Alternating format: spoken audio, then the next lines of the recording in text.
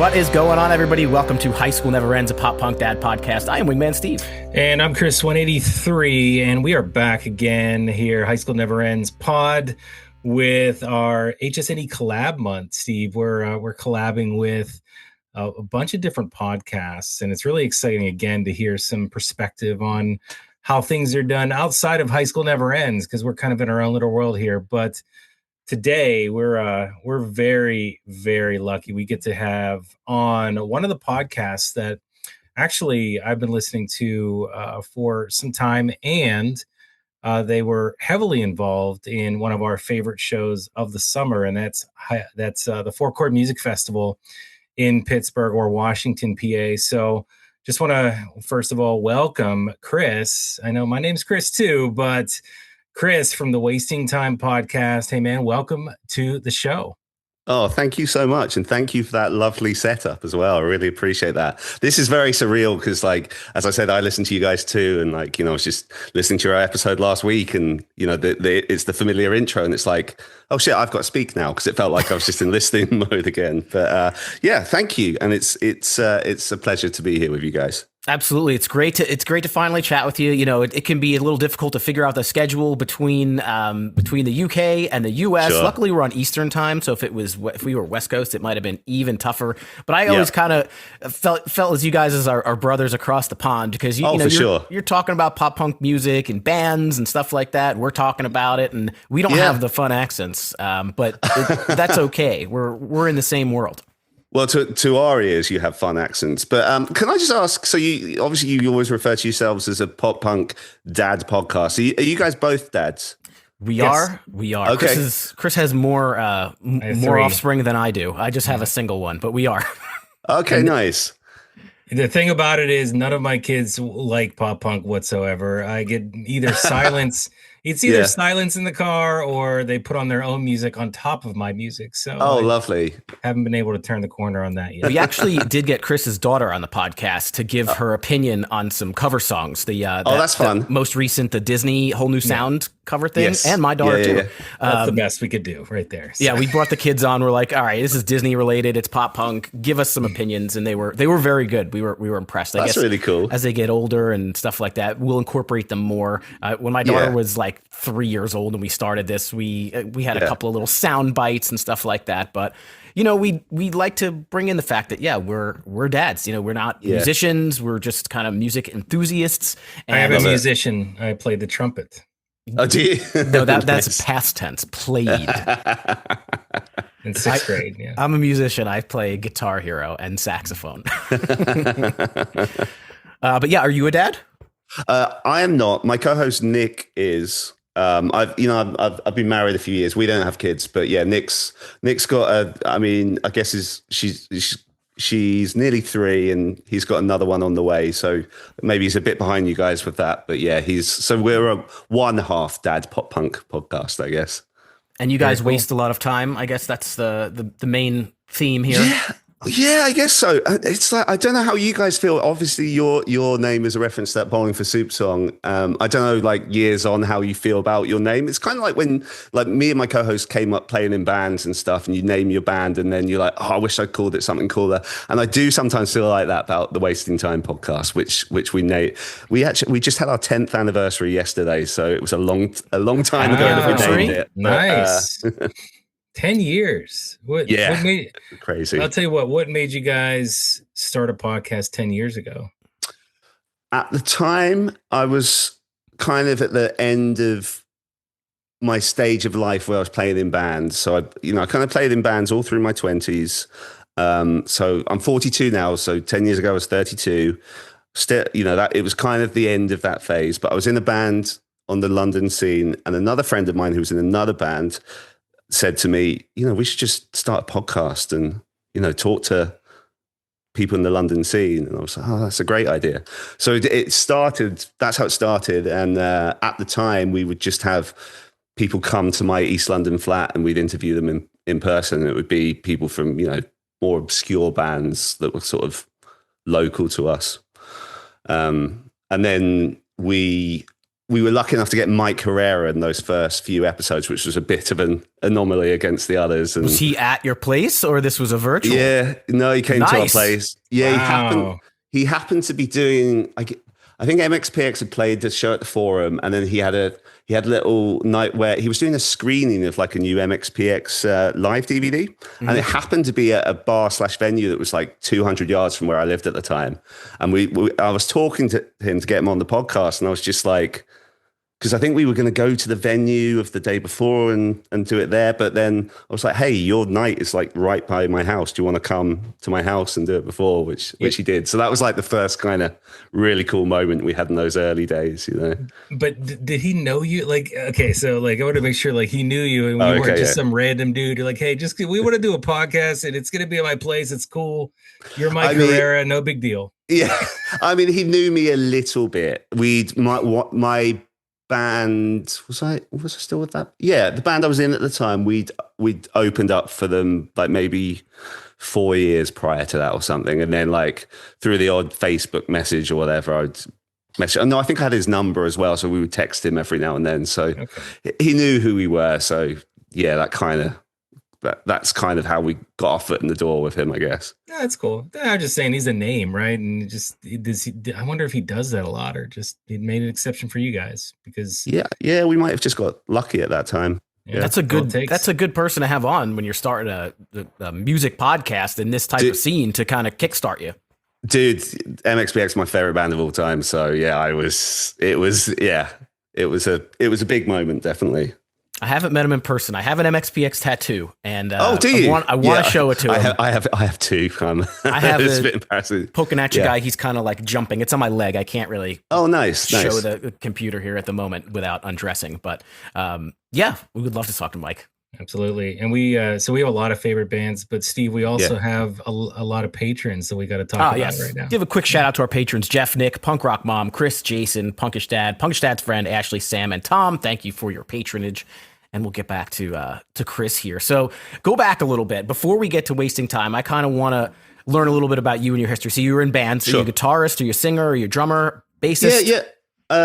Guitarist. I used to live in the northeast of England, near a place called Newcastle, which is where my co-host Nick is still based. I'm near London, by the way. I don't think I said that.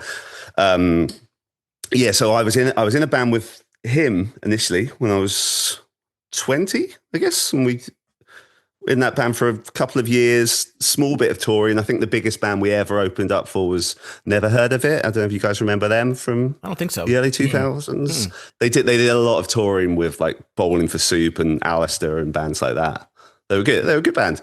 So we played with them, and then I moved down to London sort of mid 2000s and started a band called Spineless Yes Men, where I was guitarist in that, and that was the band that played with MXPX. So we did that band for quite a while, probably about 6-7 years, so decent stint.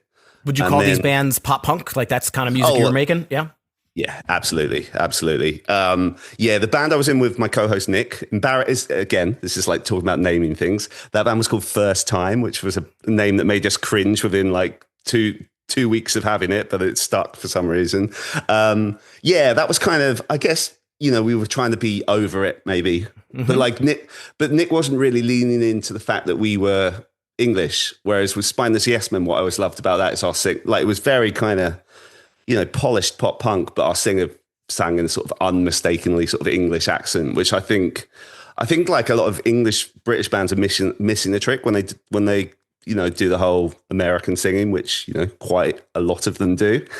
But yeah, to answer your question, yeah, it's always been pop punk bands. And I did one band after Spineless Yes Men called Finton Stack for a couple of years, but that was when I'd slowed the brakes with that stuff a lot more. So I was sort of approaching my mid-30s by that point, and it was more just like, this is for fun, we'll do the odd show, blah, blah, blah. And, as opposed to in my 20s when you're trying to make it work and make a go of it and stuff, Yeah. Mm-hmm. So we're talking like the 20 teens, like around that. That's when it was at its height, for your bands, right? Like that's probably like in the mid 20 teens or before that. a bit earlier than that. I'd say sort of around 2010 to 2013 was the. No, tell a lie. No, actually, now that I'm thinking about the years, you're actually right. Ignore me. I'm talking rubbish. What's the scene like in the UK at that point in time? Because I have no idea. Obviously, I only know what's going on in Western Pennsylvania. Sure. So, yeah, I saw, because obviously that covers quite a lot of time if we're including like my first band and stuff. So the early 2000s, it was there was a lot of ska bands in our scene. That was what everyone was trying to do. And then by the time that, not that we ever had any success really, but kind of had the most notice and did the most things around the sort of, 20 teens, as you're saying, early 2010s. It was, so in London, it'd be interesting to see if these names mean anything to you. But like one of the biggest bands was Apologies, I Have None. You ever heard of them? Don't think so. We've interviewed one band from the UK, but they're kind of like a local. They're still working at it now. Project Revise. I don't know if you know them. Yeah, I know them. His name is Chris as well. Oh yeah, of course, best name. I've never met them in person, but I feel like they're from the Midlands. Maybe I don't know, but they're good. Yeah, they've got a good sound. So Apologies, I Have None were one of the bigger ones. There was another band called Great Cynics. It was sort of that kind of. So a lot of these bands went over and did, Fest in Florida, where it's like they all fit really well into that scene. So I guess kind of like a bit more gruff kind of punk rock, But at the time we were emerging, there were bands like Rome. Do you remember Rome, who were on Hopeless Records for a little bit? I know the name. I don't think I know the music. Yeah, it was because they're named after a Story So Far song, so you can imagine what they sounded like. Sure. And there was a band called As It Is. They were kind of on the same scene as us. Heard of them. I think are they still touring? I feel like I just saw them on a bill with somebody. Yeah, they did this thing where they broke up in 2022 and then I think they played Slam Dunk this year and they were just like, we've come back. And it's like, you've barely even split up, guys. But yeah, no, As It Is, not the biggest fan of their music, but they went on to do quite well. I think Fearless Records picked them up, and then they did a lot of touring in the States and played Warped Tour and stuff. But yeah, so there were a few people who came from the scene and did well. I guess like Neck Deep were from that scene as well. Not that we ever played with them and stuff, but they kind of when they started out, they were from toured with a lot of these bands, had same managers, that kind of stuff. I just got obsessed with Neck Deep, like recently, like totally didn't get into them when they first came out. And then Chris and I did like one episode on their first record, got obsessed with it, and then just kept going. And I'm just keeping an eye out for them to come to the US and do another. I missed their tour by like a month. I got into that record and then they were here like the month before. So I don't know when they'll be back, but yeah. Well, Chris, how do you feel about them? Are you a fan? Oh, I love them. I watch a clip on YouTube probably weekly of them doing that medley at some. Oh, the AP Awards. I love that so much. But outside of that, I love their music. We talked about the album, but I'm like Steve. Like I went all in on them, at one point in time. So it's funny how you miss bands when they're kind of coming up, and then for whatever reason you find it. Like if we're talking like nostalgia, for me, it would probably the first name that hits was Early November. I didn't really like or listen to the Early November back in the early 2000s, but then I got into them a few years ago, and I'm like, shit, how did I miss this? And then for the new ones, I mean, over the last year or so, like Mayday Parade, Neck Deep, Hot Mulligan, these bands, you find them. Do you have any bands that like you missed and then you kind of found later on? You're like, damn, how did I miss this? That's such a good question. There's no one who's springing to mind. That means you're just clued in. You're clued into when it's actually happening. Maybe there's been instances where I've given someone more of a chance than I did at the time, but I feel like it hasn't swayed. I don't know. Off the top of my head, I don't think so, but I could be wrong. Guys, like, it's dangerous. I could talk to you guys for hours, literally, because like everyone you mentioned there, like I've just got so many thoughts on, and I'd love to hear both of yours. But let's just stay on Neck Deep for a second, because like they're a contentious issue within art. So like, as I say, we have I have my co-host, but we also have a third guy, Greg, who does like all our filming and graphics and stuff. So it's like we're a 3-person team, and like Greg's a bit like what you were saying, Steve. Like just randomly got into Neck Deep, went all in on that self-titled album, and they seem like nice guys. In fact, we had their ex-bassist on once. He was a lovely guy, and Don't you love that when you have somebody on and then they're kicked out of the band afterwards? Yeah. And then it's like, did I really have somebody on from that band? Yeah, Does it count? That's true. Although to be fair, it was after he'd left that we had him on as well, so I can't really fly the flag for that one. But yeah, I'm not a huge fan. Like, and my problem is what I've referenced before is just the Ben singing. It's like, you're from Wales, mate. Why are you singing like you're, from Florida or something? And which he goes all in on. Obviously, it's a conscious thing. And I'm friends with a guy, Tobin, at Hopeless Records, who obviously, I think they're still with Hopeless. And I met up with Tobin on Friday, just gone, and I was like politely, saying this opinion to him, because obviously he's very close to the band. But I'm not saying they're a bad band, and obviously it works for them, because they're like they're maybe, below like Blink, the level of Blink and stuff. They're like the pop punk band who are kind of like leading it at the minute. So I can understand. You're gonna have to real quick, Steve. You're gonna have to explain to me, what does it sound like when you're? So if you're from Wales, what do you sound like then? Like, what is that supposed to sound like? I don't know how you answer that question, but I don't know what that sounds like. Do an impression, sing Neck Deep as he should. As if you were from Wales, yes. We're counting on you right now, because our listeners don't know. I don't know, I don't know. If I had better singing ability, I would give it a go, but I will not be able to do it justice. But I just feel like wherever you're from, if you sing, you don't, you can sing in whatever that accent is. You don't need voice inflection. Okay. Yeah, Here's exactly. An example, though. Let me give you an example. So Billy Joe Armstrong. Yeah. You feel like he has an inflection that bothers you that's not Southern California or wherever he's from?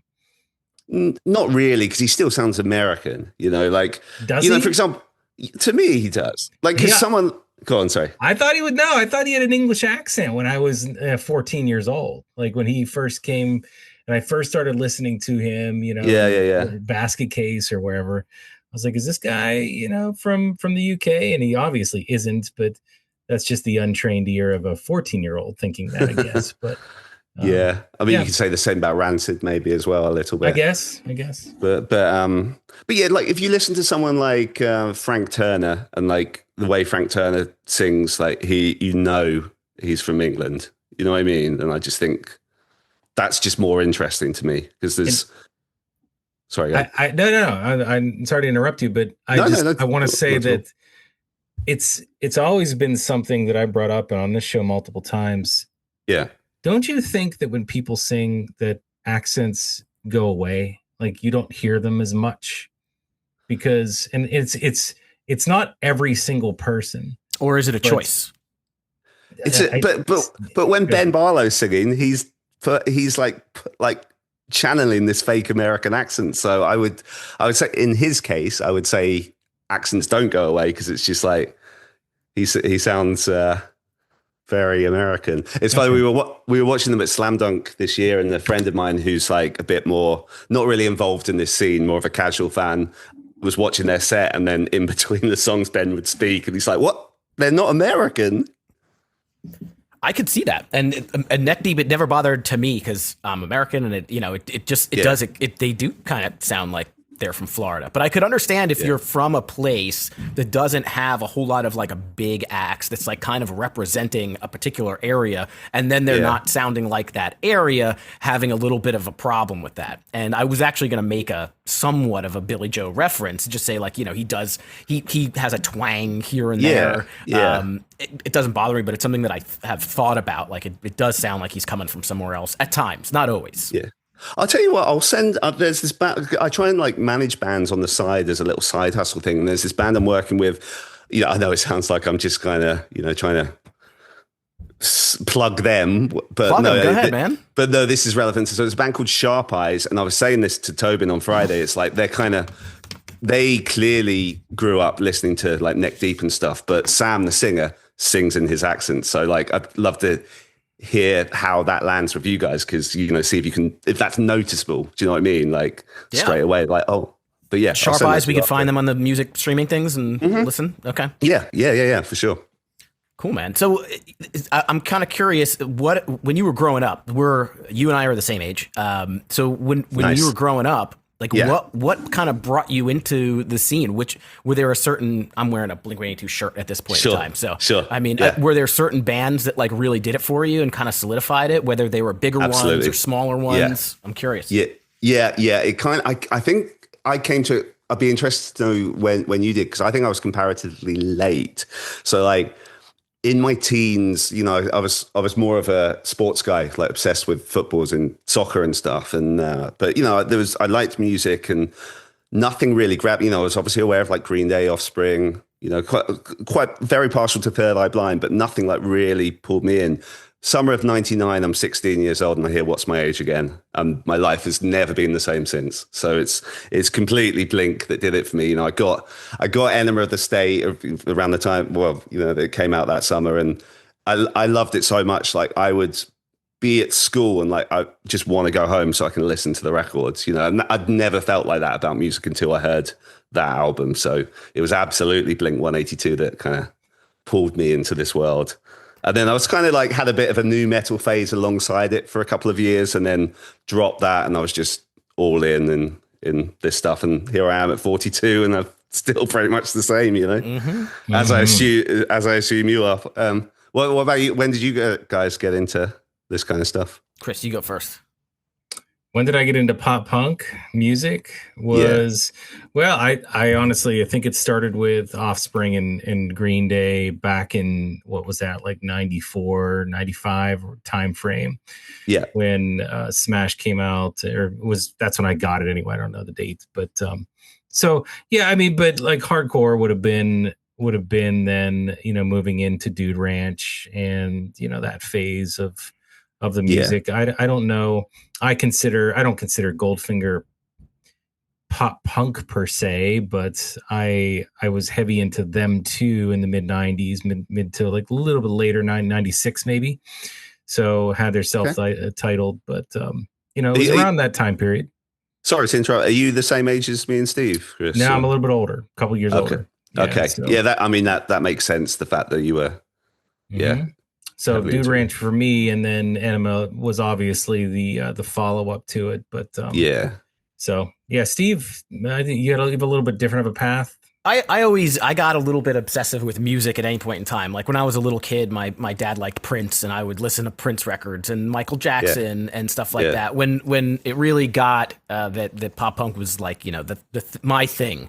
It definitely started off with like your Green Day, Dookie, and your Offspring and stuff like that. But probably around the Blink 182 Phoenix TX movement, I think those two bands were really the ones that hooked me in. And I did not buy. Same. I don't think I bought. I think Enema of the State was probably the first Blink record I purchased, and then I went back and got Dude Ranch and Cheshire Cat and went down the rabbit hole and just became completely obsessed. But I think that combo of Blink and Phoenix TX were probably about how it started, and then I started going to shows and seeing the opening bands, and it just kind of snowballed. There are bands I know not everybody likes Good Charlotte, but Good Charlotte, when they first came out, their first record in high school, I was like obsessed with that record, and it just kind of kept going. All the bands mostly all the bands except the ones I missed. Most people don't like Good Charlotte. Most people. It depends. Wait, Chris, you don't like them, right? No, they're not good. I have over the years heard you guys talk about them before, and I've always heavily disagreed with your opinion on them, Chris. I have to say. Okay, more for you. I'd rather you take all the listening, Good Charlotte listening, and take it away from me. But and Sum 41 is about the same time too. Nice, of course. So listen, I mean, I know then that's why you guys would probably argue Enema over Dude Ranch. That's probably why, because of where you started, your nostalgia, right? Yeah.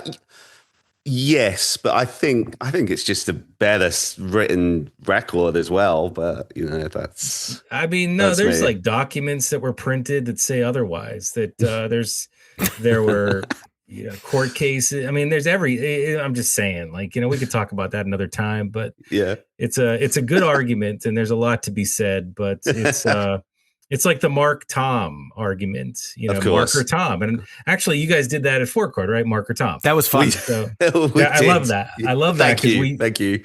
We always have an argument on this show. I'm sure every other podcast does. It talks about pop punk, but the right answer is obviously Tom, but that's okay, right? It's funny, we that in practice didn't work as well as we'd hoped, because we went out to the line and just stuck a microphone in people's faces, just saying Mark, Tom, or Travis, and people just look at us like we were fucking crazy. Oh, you put Travis in there too? Okay. We did. I forgot So on the footage that you see, what we were actually doing is like we were getting people just explaining who we were, and then I'd ask them a few questions, and that was just that bit cut together. I'm kind of upset with that crowd. I feel like that crowd should have gotten it immediately. If you just stuck a microphone in my face and Mark, Tom, or Travis, I would know how to answer. Some people looked actively pissed off at us as well, almost aggressive of us. Yeah. Really? Why? Yeah. Like they're not there. What are they there for then? Like, exactly. Yeah. What was the general consensus? I don't know if you guys did like an Excel spreadsheet or a pie chart on the answers. I'm curious. I have my opinions. Chris has his, but I'm curious what the whole crowd say in general. I think it was a lot. It was mainly Tom or Travis. I can't remember who was. I feel maybe Travis was the highest. Really? Which is incorrect, because the answer is Mark, right? The answer is Mark. Yes, absolutely, 100%. Yeah. I am. No, it's not. No, I'm floored. Okay. I'm going to say. So, what is the answer, Chris? Is it Tom? Well, it's not Travis. Let's put it that way. It's not Travis. Well, I'll say something just to troll you a little bit, Chris. I'll say the answer is Mark, followed by Travis, followed by Matt Skiba, then Tom. Oh man, he's gonna put his computer down. I wasn't expecting that. That was I'm just joking around. I'm shocked. But by the way, speaking of Mark and Phoenix TX, did you guys see that thing Phoenix TX posted either today or yesterday, where it was just from the days of him managing them? They just old faxes he used to send them. I saw. I can't say that I saw it pop up on my feed. I didn't read through the whole thing. It was something I'm going to go back to. Yeah, it's cool. It's cool. But I was having this internal conversation because Phoenix TX, they're playing a few shows, but they're playing it like minus. One of them passed away, and then they're also playing it without kind of their front man. Yeah, Will. Without because Will. he had the stroke many years ago, and he's never really. Oh no, he did come. He did come back after that. Yeah, I think he just chose not to do it. Like he's got other things going on in a friendly way. But I was kind of saying, I'm like, Phoenix TX came to Philadelphia, right? I would love to see Phoenix TX, but like if it's Phoenix TX and I would have to fly somewhere, like I don't know that I would do that for that like second lineup. It's such an interesting conversation. I heard you guys talk about this with Rishi as well. Mm-hmm. Yeah. We just bring up the same thing every episode. We need a new shtick. We got to mix it up. No, but it's an interesting one. It's an interesting one. Yeah. So you just going back to your podcast here, and then I do want to get into a little bit more about the Four Chord Music Festival. Of course, yeah. But so you've had on and if you guys haven't checked out their podcast, go do that. Wasting Time. They've had some really awesome guests on there. Some just big names in the industry and some of your favorite bands. They've had the opportunity to talk to. So I guess we could go like, what's your favorite? I don't really want to do that. I want to talk about like you talked about the starting point being Mike Herrera. How did you parlay that into some of the amazing guests that you ended up having? And you want to talk about a couple of the conversations that really stood out to you? Yeah, for sure. So as I said, we had Mike Herrera in those first few months, and then at that point we were doing like one or two a month, and then it kind of petered out a little bit. We didn't do one for like a year or so, I want to say, and then by that time, because we were three hosts initially, one of the guys left, and we picked it up again after a year, brought in a new host, so it was me and it was three of us again, and more kind of like more local London bands. But then we got Spanish Love Songs. Dylan from Spanish Love Songs did one, and it was just when they were starting to do well, and he came to my apartment at the time, and that was really cool. And But again, after that, back to doing local bands. And then I don't know why I hadn't thought of it before, but I was just like, why don't we just, do like Skype or Zoom ones? I bet we could, there's some bands we could convince to come on. And I just reached out to Tim from Alistair and like asked if he would do it. And he came back straight away saying, yeah, definitely. So I said to my co-hosts at the time, oh, Tim from Alistair. And then my original co-host was just like, I'm flat out not interested in doing Skype interviews. And I'm just like, okay, but I really want to do this. And, we kind of had a, different vision for how it was going to go at that point. So I spoke to Nick, who's my current host now, and just said, look, I really want to talk to Tim from Alistair. The other guys, aren't around for doing it. Do you want to come on like as a guest host and do it? And then if not, maybe we could do like do the odd virtual one together. And Nick was really keen, and we did that, and it went well. And then, we could it kind of became that Nick was the permanent host, and it's all good. I'm still, the original host was just here with his wife last night, so we're still friends and stuff. But it just kind of fell into place that it worked with me and Nick, and also like Nick's music taste was more aligned with mine because those guys are like more into the kind of gruff indie punk as opposed to the kind of music, the bands that we're all talking about here. So anyway, me and Nick booked Tim from Alistair, and then I was like, okay, if Nick is going to do this and we're going to do it virtually, let me see who I can get on board. And the only thing I kind of had in my arsenal at that time was like, oh, we've had Mike Herrera and we've had Dylan from Spanish Love Songs. So just before we did Tim, we got do you guys know the producer Zach Savini? Like he's done maybe. He did. I mean, he used to be Feldman's engineer, but then he kind of went on to be his own entity. So he's done, like, if you look at his credits, he's done a lot of huge rock records like the past few years. Like, Okay.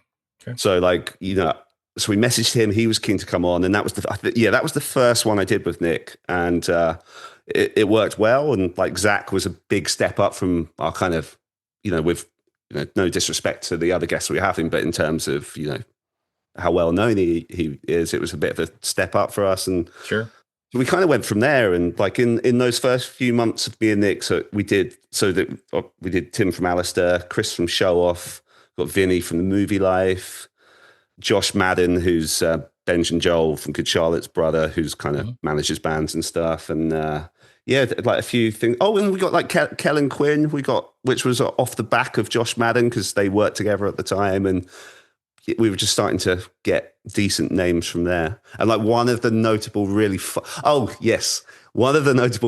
ones, and I'm curious to see your reaction to this because I'm pretty sure you guys talked about them on your last episode. We had Max from Eve 6. Oh, yeah. Who is, to this day, one of mine and Nick's favorite interviews we've ever done. It's just... I feel like... I don't know exactly. Like we've reached out. I don't think we've had some conversations, but never on the show. But I feel like, in COVID time, 2020, right? Their Twitter like took off, right? They were doing a lot of funny stuff online. Yeah. And Max, I just feel like I wouldn't know what to ask him, or he would, was he like a easy conversation, or because he's very intellectual, like, and he's so bright. Yeah. I wasn't sure where to go with it. And he loves to make fun of him. We have the Heart in a Blender song, whatever. And he would tweet at the other Third Eye Blind guy and make fun of him and stuff. Yeah. Absolutely. I was somewhat intimidated, but usually when I'm intimidated and then we actually get the person on, it goes much better than I expected. Like we first reached out to Sean Harris from the Matches. I was personally very intimidated because I've seen him on stage and I've seen him like a million times, and he's very outgoing, very kooky, and then when you talk to him, he's just the most down to earth, like cool dude. So that usually goes away. How did you like? You said that was one of your favorite conversations with Max. Yeah, he was so nice, so easy to talk to, and he's just such a good storyteller. And he's just as you say, he's very funny as well. But he's like his persona is not like the when he was, as you say, popping off on Twitter. He's much less sarcastic and when you're talking to him, and just just really entertaining to listen to.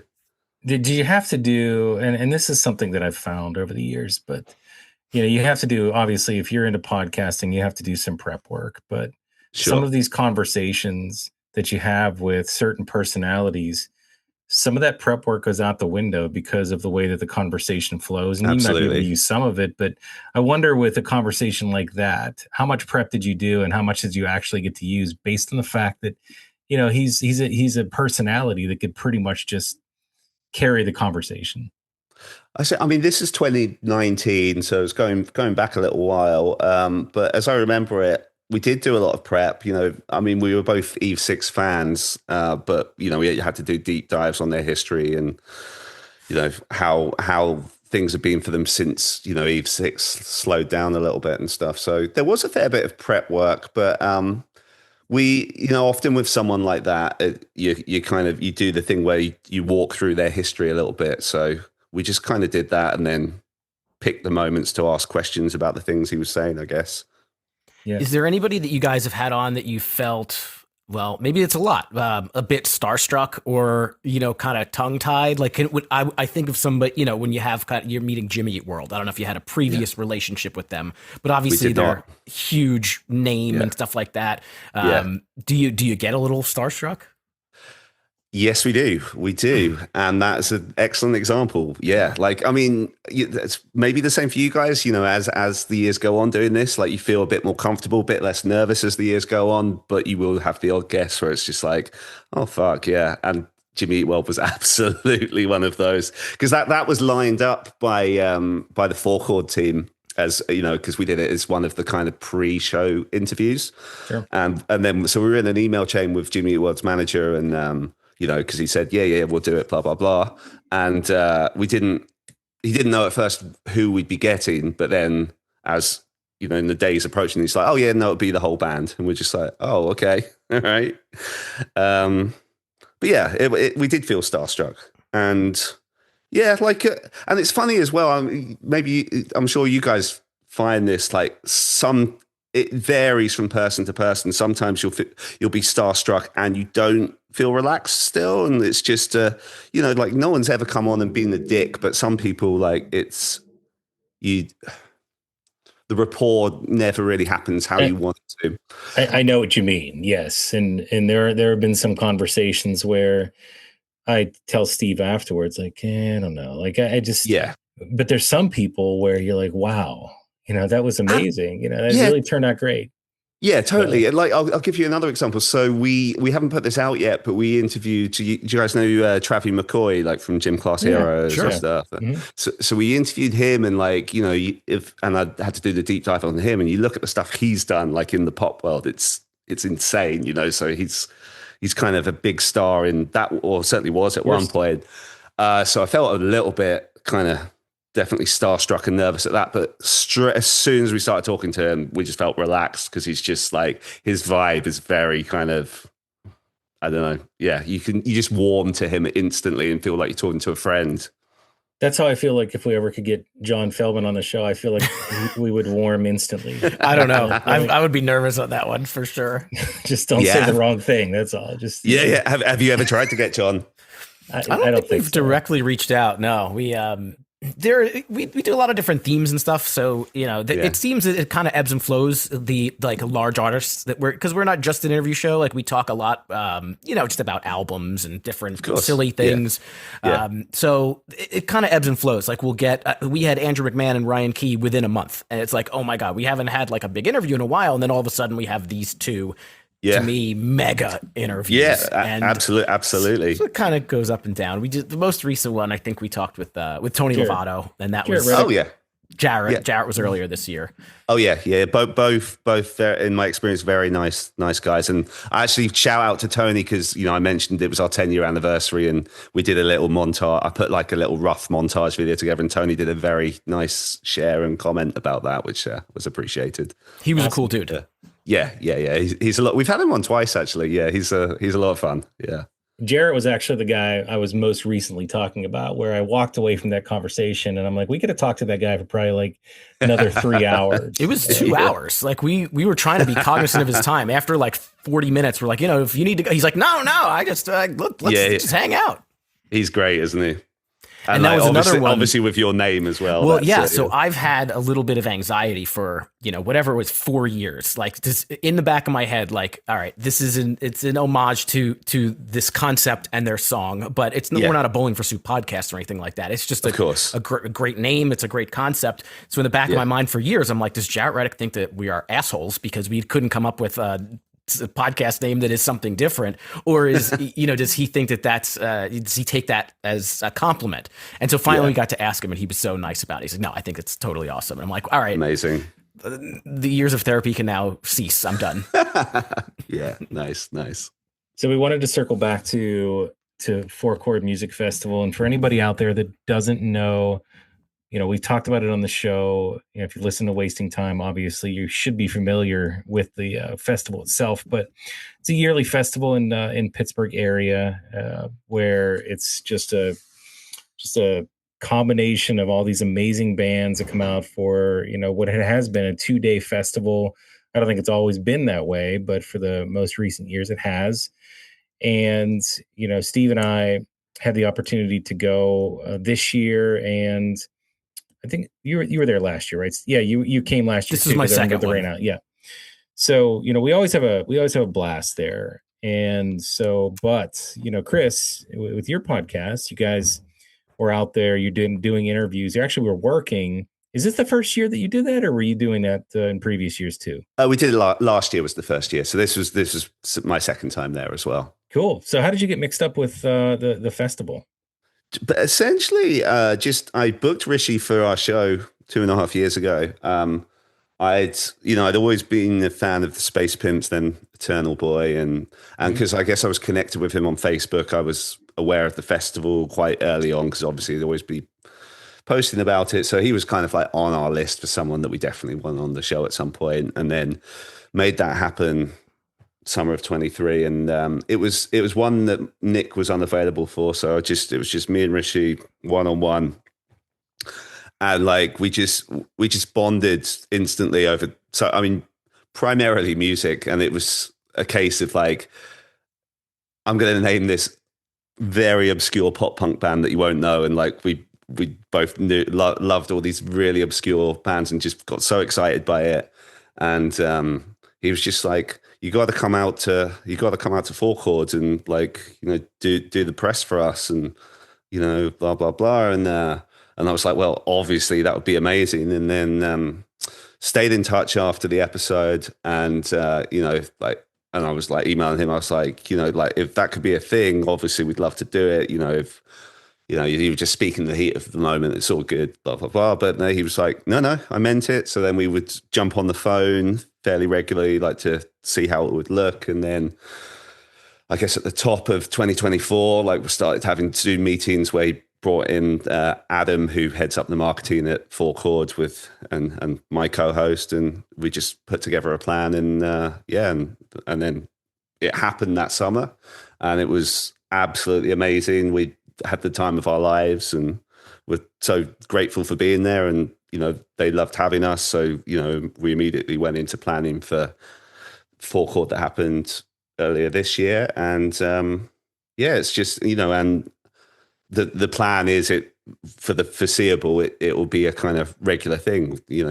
We certainly hope anyway. And it's, both years were amazing. But it was interesting going back this year, like, kind of learning from our side what worked and didn't work, and also for them as well. And then trying to, and a venue switch. You got somewhat comfortable with the first venue. Now you're at a different one.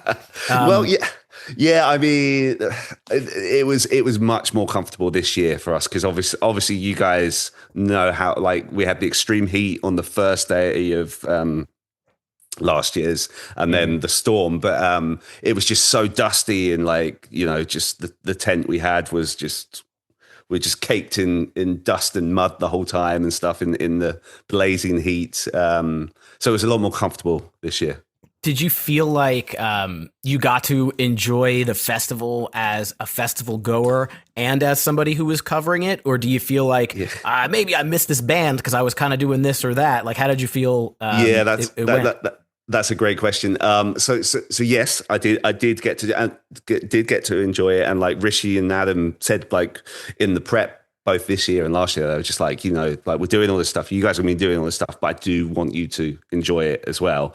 But yeah, so this year was a funny one because like lineup wise, day one I was way more excited about than day two, but in reality, I found I still had an amazing time on day one, but I found it like quite stressful at times. And, even though, I did get to see a lot of bands and stuff, there were moments where things were going wrong and we had some hairy moments. But then day two, I was just like way more relaxed and enjoyed it so much more. And like it's kind of hard work for all three of us, but I got to shout out Greg, who does like all our filming and stuff. Like it was, the pressure on him was there was quite a lot of pressure on him because he's working with all this equipment that he's responsible for it now. Because the first year we had they gave us a production team, so it's just like me and Nick just had to prep the interviews. But this year we did it with our third guy, so we're kind of responsible for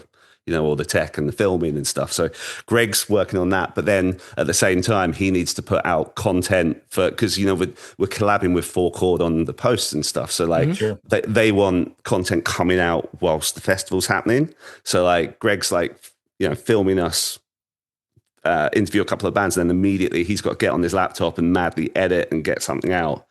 And like, when Greg's editing something, me and Nick can't really do anything because we need him to film us. So we're just like, oh, I guess we'll go and have a beer and watch your bands then. So, we got to do a lot of that, whereas Greg was, really working his ass off. So, I need to shout out to him. But I mean, he still had a great time as well, So to answer your question, we did get to enjoy the festival, but it wasn't. And you're on the local news. That was awesome. Yeah, that was a lot of fun. Yeah. PTL, PTL. Yeah, because they do that segment. They have that little segment every year. So Adam went on it last year with one of the bands, and Ali from Biggie's Bullies, who's one of the charities that Rishi's involved with. And I saw it, and I think in previous years that I think he's had Punchline go on with him before, but like in the build up this year, Rishi said, I think it'd be fun if you guys did that. So then. Obviously it happened. Punchline was supposed to do it with us as well, but they got some last minute tour dates. So that's why Adam came on again. But yeah, that was fun. They prep. It's funny because the questions they asked us, they sent over beforehand. So we kind of had our answers ready and knew what they were going to say. But then the third question, the guy was supposed to ask, who are you looking forward to seeing this weekend? But he goes, so anyway, you've talked to all these bands, Bowling for Soup, Jimmy Eat World. You must have got some good scoops. What's the most, what's the biggest thing you've ever got from them? And I was just like, I'm not prepared for that question. I just kind of went, I don't know, Nick, what do you think? And then Nick just kind of... you threw him under the bus. You threw him under the bus, but you threw him out there. I did. And then did he Nick have a good answer, though? Did he have a good answer? I mean, not really. I mean, you got to sidestep that question. There's no scoops. What does that mean? Yeah, exactly. He carried it off well. He just said something about, we do, fun features. So we did like Last Song Standing with Jimmy Eat World, but yeah, it was a bit, the guy was... Did he ask you Mark or Tom on that show? He should have. Yeah, he should have done. You forgot Travis, Chris. No, nothing wrong with Travis. So that's really cool. Did you feel like you have an opinion lineup wise last year versus this year, now that you're 2 years into it? Obviously this year being, if you throw Blink out completely, because I think that kind of throws an unfair advantage towards this year. Do you have a preference? And good why? Question. Yeah.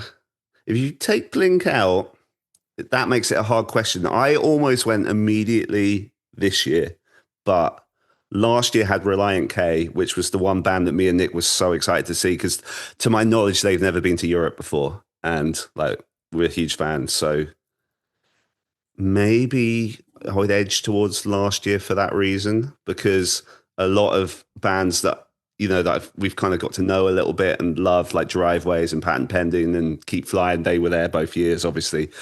Oh, so maybe I would go. Yeah, maybe I would go last year if we're taking Blink out. That's kind of a bummer too, because Reliant K's set got cut because of the rain. That was so frustrating. So you're like, man, I've never seen this band. I want to see this band so much. I'm traveling. Yeah. And then they probably had 4 or 5 songs. And that was probably, I think after Sunny with a high of 75, which is quite ironic, then the skies opened up and poured down and paused it. Exactly. I remember that. I'll tell you what, I'll just give you mine. It's this year, hands down, to me, is the better lineup. And I will give you 2 band names as to why. And that is The Wonder Years and Hot Mulligan. That is why this is better. So, Steve, I don't know if you have a different opinion. I think they were both great years. I was only at day 1 this year. I don't know that you can beat I don't know that you can beat that lineup from this year. I mean, Blink or no Blink, you kind of look at some of the. Rishi had said that he likes to kind of get like a throwback or a nostalgia act that's kind of come back on the scene. And this year was Homegrown, and I was spoiled. I was in California when they played, so I saw them. I'm going to see them 3 times this year because they're playing with a starting line in like 2 weeks. And so there's that versus Andrew McMahon, because that was something corporate the year before. So I think I'd probably still lean this year. I think it was a perfect, meshing of all these awesome bands. Not that last year wasn't, but no, we're lucky to have it. I think we're lucky to have it in the area. It's an amazing show, and it's a lot of fun in a lot of ways. And I know that, we talked to Rishi, and there were people that had opinions about whatever, but again, at the end of the day, you're getting so much for your money. You're getting all these great bands all at one time. And you know what else is cool about this one is you don't have to pick and choose, because they alternate, and you can see everything. That's such a nice touch. Yeah. I was watching the live stream from Warped Tour Orlando, and there are so many. Sorry, I forgot. Yeah, I forgot, because we were hosting guests last night. I forgot that was this weekend. Yeah, I'm going to watch some of that after this. Yeah, you can watch it today. But there are so last night the live stream is a different the time schedule, because they probably record it and then they put it up later. But they had like Yellow Card and State Champs at the same time. It's like how if I was at that festival, like how could I? That would suck to have to choose. I would pick Yellow Card, but I had to do it. So I watched that last night, and there's a couple of bands I want to see that are on today. So I looked at the schedule, and I think there's one at 4:30 that I was going to try and see. But I wanted to ask just one other thing. I kind of feel like I'm an old man now at these festivals. I don't know how you feel. Do you like to go to like outside of Four Chord? Like, do you enjoy the festival scene, or would you just rather go to like a show where there's 3-4 bands and then call it a night? I do enjoy the scene. Like, we've been fortunate enough in the past few years to get the press accreditation for a few UK festivals. So we did Slam Dunk this year and the year before, because I kind of, apart from the odd visit to Slam Dunk, which is, a bit like Four Chord, it's just I know Four Chord's 2-day festival, but it's just, it's not a overnight sleeping festival or whatever. I would do Slam Dunk sometimes, but I kind of wouldn't really bother with festivals like I would in my younger days. But now that we kind of go into them doing press, it's a really enjoyable thing to do. We do tend to do another one called 2000 Trees, which, is in a similar, obviously in this genre. Although I will say we did press at, we have Reading and Leeds Festival in the UK, which is like, one of the bigger ones. Yeah.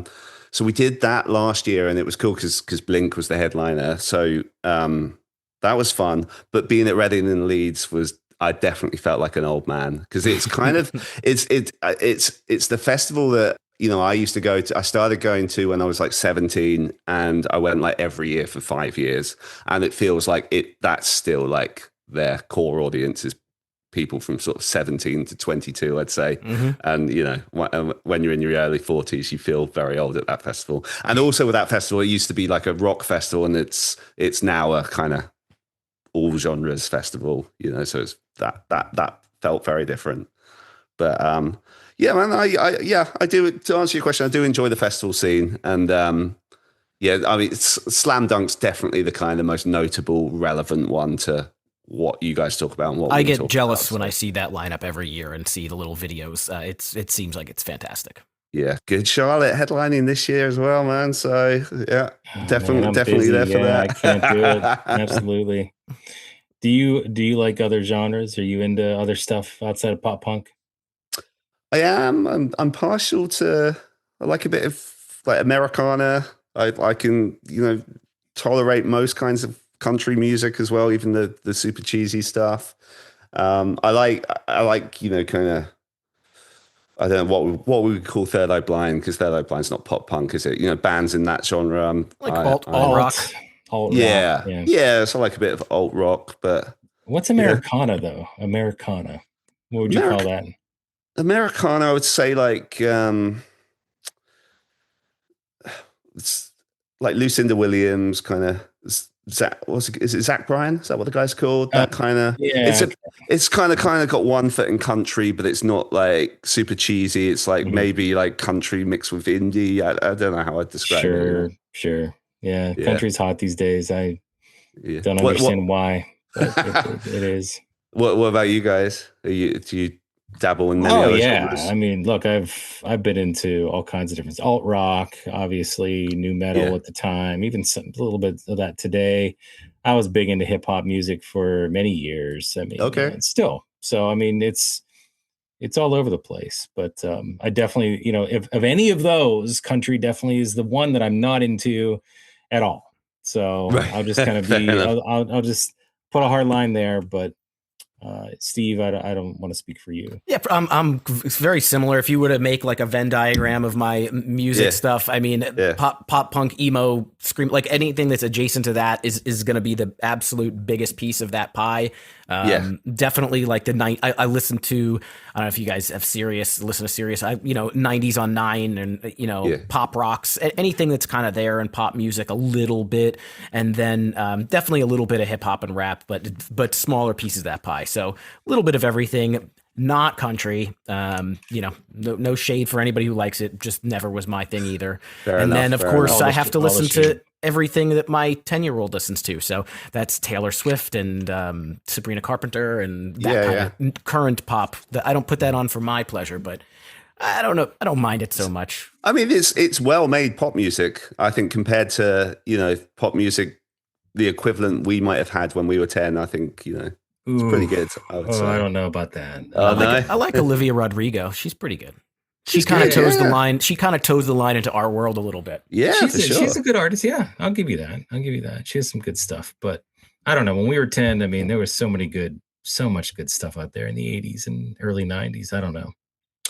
We'll talk about that another time. I'll tell you what. This is where we're going to get into the kind of the wrap up, and we always wrap things up, Chris, with ranking it. And it's a segment where we rank our top 3 favorite things. We're not talking about an album today. We're just having a conversation about the Wasting Time podcast. But because you are on here, we're going to ask you in order, and this is putting you on the spot without any preparation.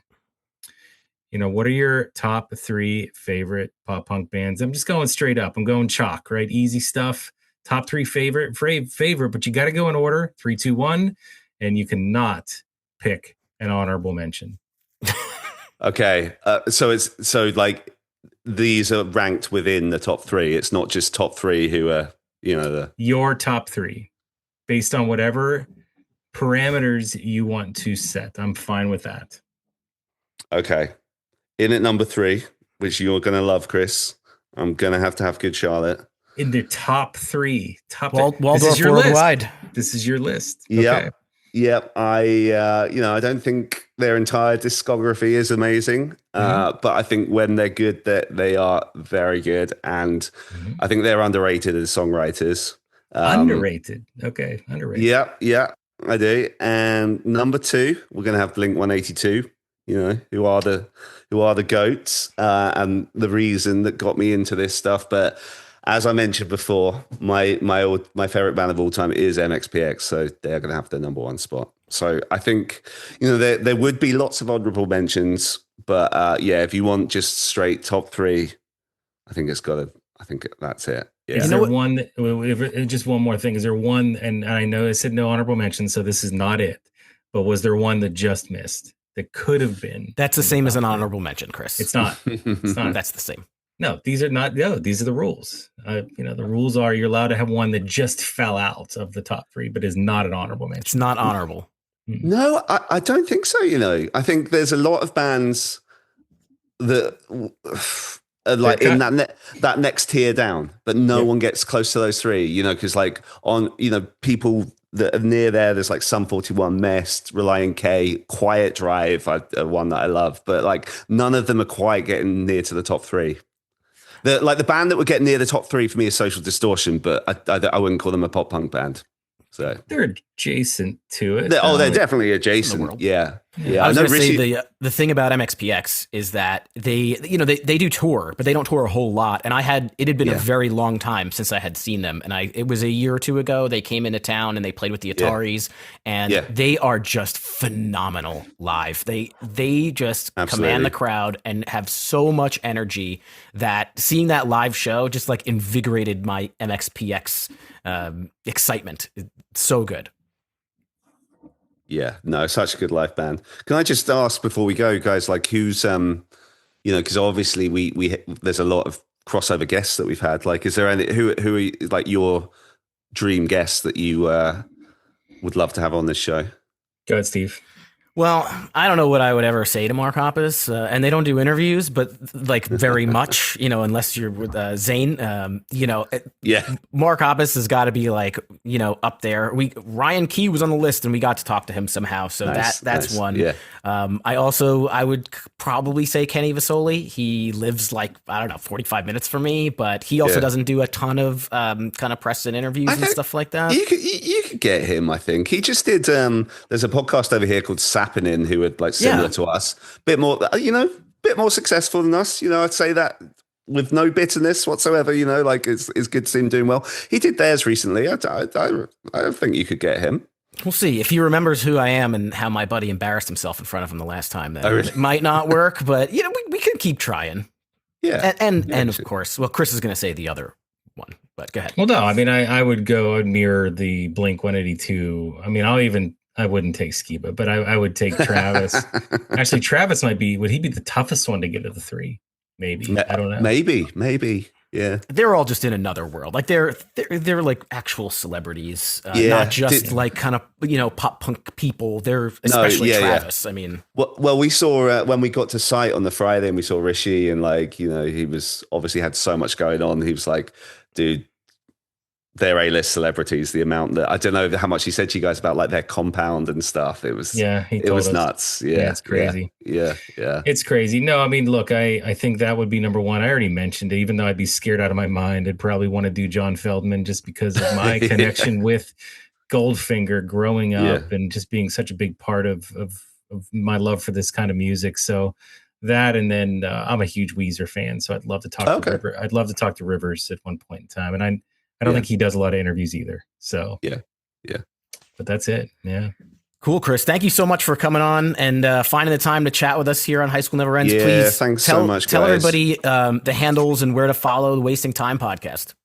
Yeah, so if you just, I think our Instagram handle is just the Wasting Time podcast. So if you just search Wasting Time podcast on Instagram, you'll find us. Yeah, I mean, that's really where our main focus is. I mean, if you want to follow me or Nick, you'll find us in the bio of Wasting Time podcast. But I don't know why you'd want to follow us, but obviously you're welcome to. But yeah, check it out. We've also got our own, we've got our 4 Chord special coming this week where it's going to have all the interviews that we did and all of that stuff. So nice. Oh, cool. If people want to hear more from 4 Chord, you can hear that. And we were lucky. We didn't get to speak to Blink. Obviously, I would have mentioned that. And as you say, if you're not Zayn, they're probably not going to talk to you. But we did get to speak to some cool bands from the weekend. So yeah, look out for that. Looking forward to it. Definitely going to check that out. And I mirror what Steve said. It's really cool being able to sit down and have a conversation with you about all of this stuff, all these bands, music, your show. So thank you for coming on. And for all of you pleasure. Guys. Oh, absolutely. And hopefully we can do this again. My idea, and I know we're kind of peeking behind the curtain here, but I'd love to get you guys on for some sort of review of some band or an album. Yeah. So Steve and I will talk about it, but I think that would be awesome to get some, because I think we have some differing opinions. Yes. And yeah. Which makes it fun. That's okay, right? It makes it fun. So let's do it. But hopefully you guys out there really enjoyed this episode as much as we did. Check us out on all the socials. If you have Apple Podcasts, write us a review. Let us know what you thought. If you really like the show, give us a 5-star review.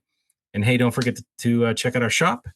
You can go to www.hsnepod.com and check out all the cool stuff. That's right. You can support our show for free by joining our Discord channel and just chatting with us and other pop punk people. You can find that on the website. If you want to support the show, you can be part of our Patreon at patreon.com/HSNEPod. We do bonus content and episodes and all sorts of cool stuff. Chris, once again, thank you so much for joining us. We look forward to chatting with you again in the future. We will be back. Thanks so much, guys. We will be back next week with another new episode. Until then, keep on rocking your dad bods, dork your rock hands, and blast the pop punk.